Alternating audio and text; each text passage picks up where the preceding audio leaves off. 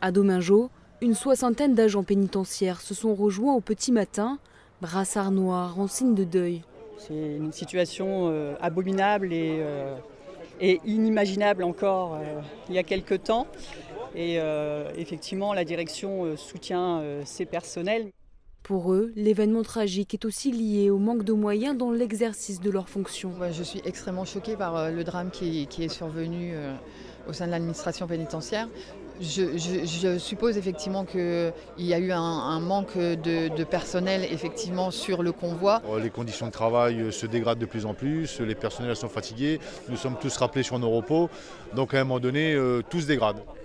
Dans ces circonstances, l'intersyndicale déplore l'absence de la ministre des Outre-mer. Je pense qu'il aurait été bien qu'il y ait un signe de ce gouvernement, un signe, si vous voulez, comme ça s'est fait d'ailleurs sur le territoire hexagonal, d'un déplacement de cette représentante de l'État vers nous.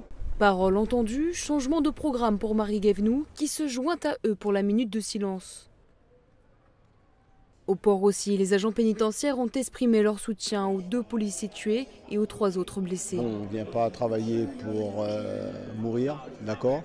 Et donc, d'autre part, aussi apporter nos plus sincères condoléances aux familles endeuillées. Ce qui est arrivé à nos collègues en métropole, ça peut nous arriver ici aussi. Il faut se dire que nos collègues ici qui partent en extraction, il n'y a qu'une seule unité qui se trouve à Domingo qui partent armés.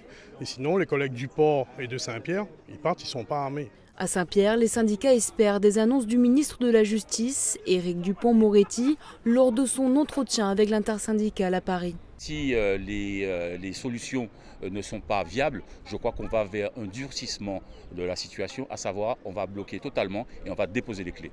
L'intersyndicale demande entre autres une égalité de moyens entre l'Hexagone et les Dromcoms.